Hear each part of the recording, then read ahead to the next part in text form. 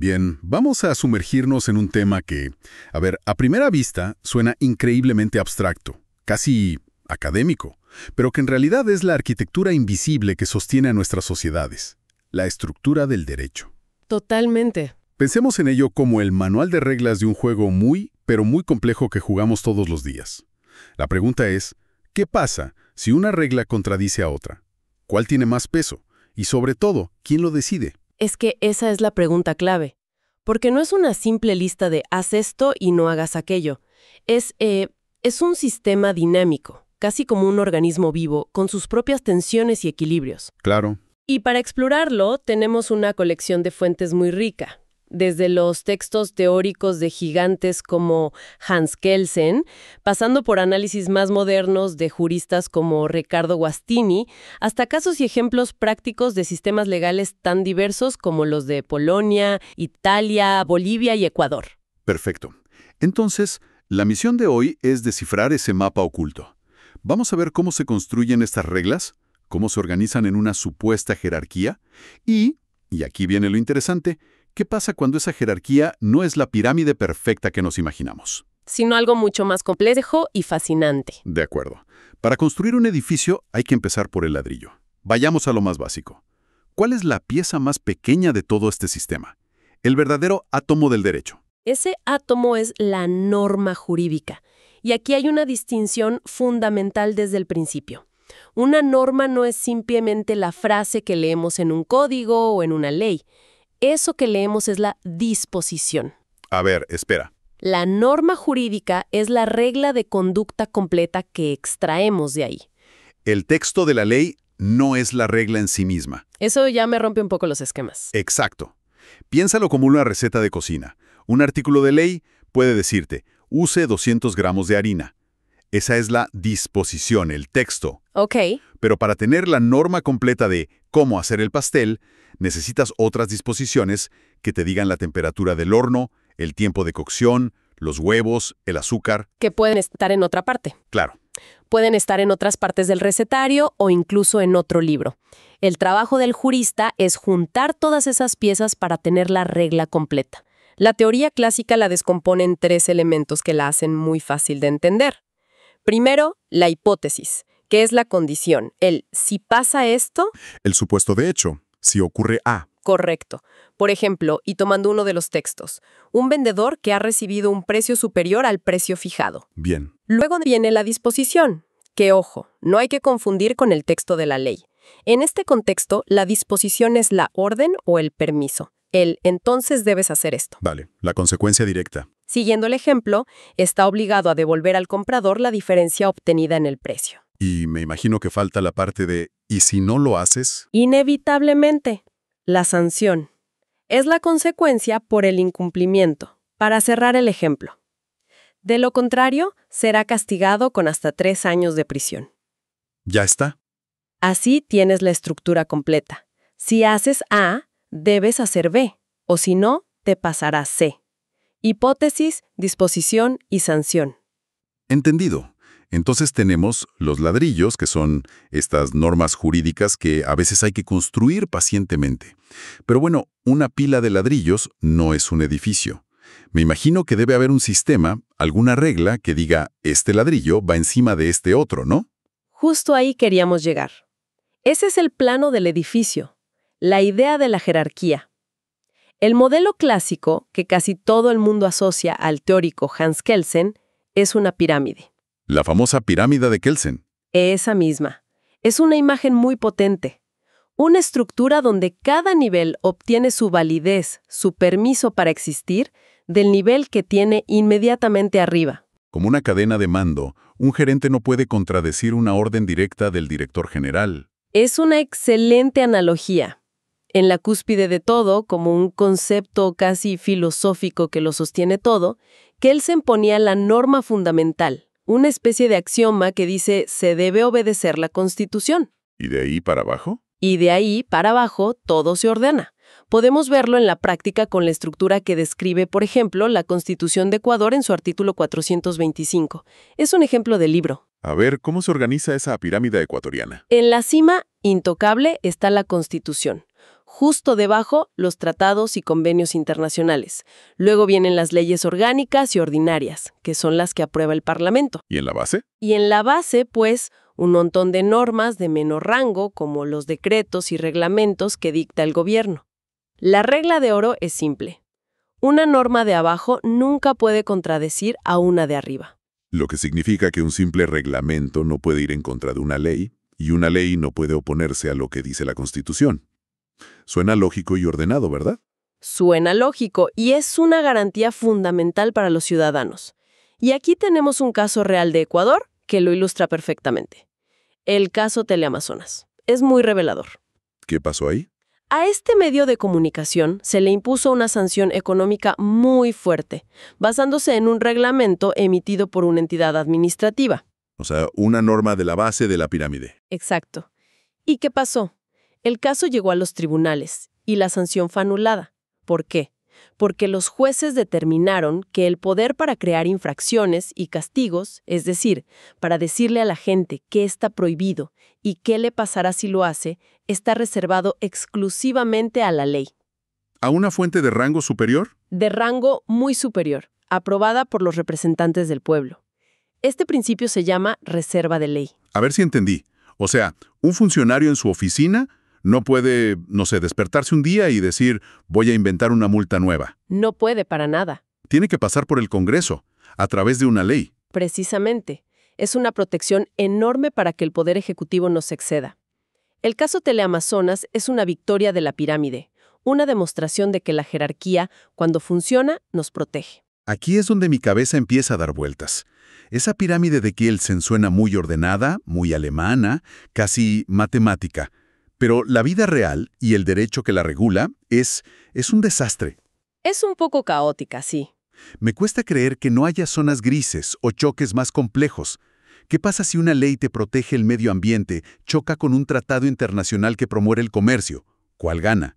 No parece tan simple como decir el tratado está más arriba. Es una observación muy, muy aguda, y es exactamente el punto donde el modelo clásico se queda corto.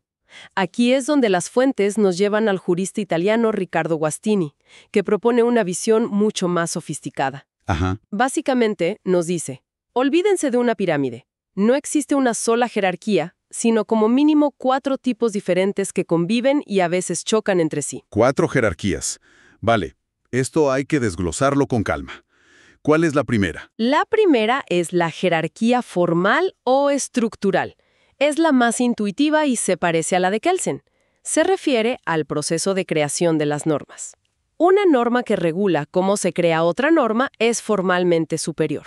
Lógico. Por ejemplo, los artículos de la Constitución que dictan todo el procedimiento para aprobar una ley, las votaciones, los plazos, etc., son, por definición, superiores a la ley misma. La regla sobre cómo hacer las reglas está por encima de las reglas hechas. Entendido. La segunda. Es la jerarquía material o sustantiva. Esta no se fija en el proceso, sino en el contenido. Ocurre cuando una norma superior, como la Constitución, prohíbe expresamente que una norma inferior la contradiga en lo que dice. De acuerdo. La regla de no contradigas a tu jefe también tiene sentido. Exacto.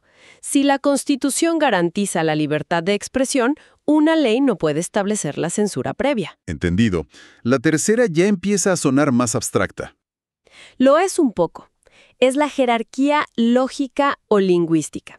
Se da entre una norma y una metanorma, es decir, una norma que habla sobre otra norma. No te dice qué hacer en el mundo real, sino cómo usar otra regla. Ah. Por ejemplo, una disposición que dice el artículo 10 de esta ley no se aplicará de forma retroactiva. O sea que no es una regla sobre el comportamiento de la gente, sino una regla sobre cómo deben funcionar otras reglas. ¿Es como el manual de instrucciones del manual de instrucciones? Exactamente, esa es la idea. Y ahora viene la cuarta, que es la que de verdad rompe el molde y lo cambia todo. A ver. Es la jerarquía axiológica. La palabra suena complicada, pero la idea es revolucionaria. Esta jerarquía no está escrita en ninguna parte. No la encuentras en la Constitución ni en ninguna ley. Entonces. Es creada por el intérprete, un juez por lo general, cuando, en un caso concreto, decide que un principio o un valor es más importante que otro. Un momento. Me estás diciendo que un juez sobre la marcha puede decidir que en un caso particular el derecho a la privacidad es jerárquicamente superior al derecho a la información, y esa jerarquía no estaba escrita en ningún lado antes de su sentencia. Exactamente eso. Cuando un tribunal pondera entre el derecho a la libertad de prensa y el derecho al honor de una persona y decide que en ese caso uno prevalece, está creando una jerarquía de valores, una jerarquía axiológica que solo existe para esa situación. Pero eso suena increíblemente subjetivo. Si la jerarquía depende del valor que le da un juez, no corremos el riesgo de que la ley signifique una cosa un día y otra al siguiente, dependiendo de quién la interprete. ¿Dónde queda la seguridad jurídica? Planteas el debate central del derecho moderno. Y la respuesta es que sí, introduce un elemento de flexibilidad, de subjetividad controlada, si quieres. Ujú. Cambia por completo la idea de que la ley es un sistema rígido y estático, donde el juez es una especie de robot que solo aplica fórmulas. La interpretación se convierte en un acto creador, no solo aplicador. Wow. El juez no solo encuentra la jerarquía, a veces la construye, basándose en los valores fundamentales de la sociedad. Eso sí que complica el plano del edificio. Ya no es una pirámide, es como una estructura de Lego que se puede reconfigurar en ciertas partes. Entonces, si nuestro propio sistema nacional ya es así de complejo, ¿qué pasa cuando le añadimos otra capa? Un país que se une a un bloque como la Unión Europea o que firma tratados internacionales de derechos humanos. Pues que el plano se expande y se vuelve tridimensional. Aquí entra en juego un concepto que mencionan las fuentes sobre el sistema boliviano, pero que es aplicable a muchos países: el bloque de constitucionalidad. ¿Bloque de constitucionalidad? Sí. Esta idea significa que en la cima de la pirámide ya no está solo el texto de la Constitución y punto. Junto a ella, con el mismo rango, se colocan los tratados internacionales de derechos humanos y, en casos como el europeo, el derecho comunitario. O sea, la cúspide de la pirámide se ensancha para hacerle sitio a estas normas que vienen de fuera. Exacto. Y este derecho que viene de fuera, como el de la Unión Europea, tiene sus propias fuentes, sus propios tipos de ladrillos. Las tres más comunes son los reglamentos, las directivas y las decisiones. ¿Y cuál es la diferencia? Son solo más leyes apiladas encima. No, cada una funciona de manera distinta. Primero están los reglamentos. Un reglamento europeo es como una ley nacional que se publica simultáneamente en todos los países miembros. Es de aplicación general y directa. Ah, directo. Si Bruselas aprueba un reglamento sobre, digamos, la seguridad de los juguetes, ese reglamento es ley en España, Alemania y Polonia desde el momento de su publicación, sin necesidad de que los parlamentos nacionales hagan nada. ¿Ok? Eso es muy potente. Un poder legislativo supranacional. ¿Qué más? Luego están las directivas. Estas son más sutiles. Establecen un objetivo que todos los estados deben cumplir, pero les da libertad para elegir la forma y los medios para hacerlo. Un ejemplo. Por ejemplo, una directiva puede decir: todos los países deben garantizar que en 2030 el reciclaje de plásticos alcance el 70%. No te dice cómo, solo el resultado. Ah, Su objetivo es armonizar las legislaciones, que todas vayan en la misma dirección, pero no unificarlas por completo. una especie de lleguen a este destino, pero elijan su propia ruta. Es una analogía perfecta. Y finalmente están las decisiones. Estas son obligatorias en todos sus elementos como un reglamento, pero no son generales, solo se dirigen a destinatarios específicos. ¿Cómo quién? Un Estado miembro en particular o incluso una empresa concreta. Por ejemplo, una decisión de la Comisión Europea que multa a una tecnológica por prácticas de monopolio. Ya veo. Y la pregunta del millón. Si una de estas normas europeas, digamos un reglamento, choca con una ley nacional de un país, ¿quién gana? Gana la norma europea, sin discusión. Es el llamado principio de primacía. Primacía. Sí, el derecho de la Unión Europea prevalece sobre las leyes nacionales de los Estados miembros, en caso de conflicto. Un juez nacional, ante un choque así, está obligado a aplicar la norma europea y dejar sin efecto la nacional.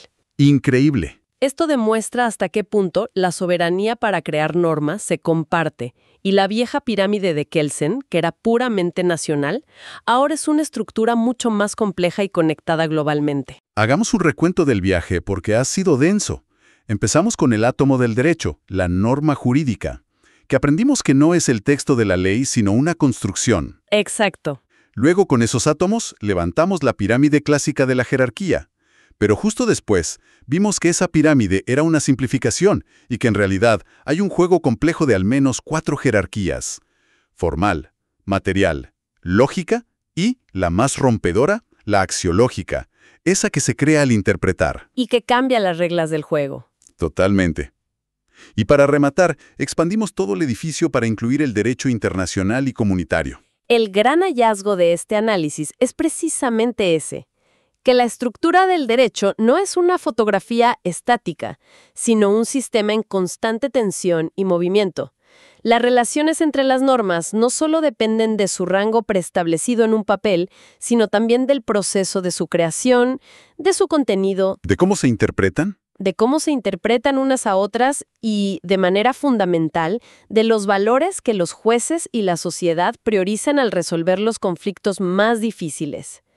La pirámide es útil como mapa de inicio, pero la realidad es un paisaje mucho más accidentado y fascinante. Y eso nos deja con una última idea para reflexionar. Si la jerarquía entre los principios más fundamentales de nuestra sociedad, pensemos en la libertad frente a la seguridad o la privacidad frente a la transparencia, se decide en última instancia a través del juicio de valor de un intérprete, de un juez, en un momento determinado. ¿Qué nos dice eso sobre la idea del derecho como un conjunto de reglas fijas y objetivas? ¿Hasta qué punto el derecho más importante no es el que está escrito en los códigos, sino el que se construye día a día en el propio acto de juzgar?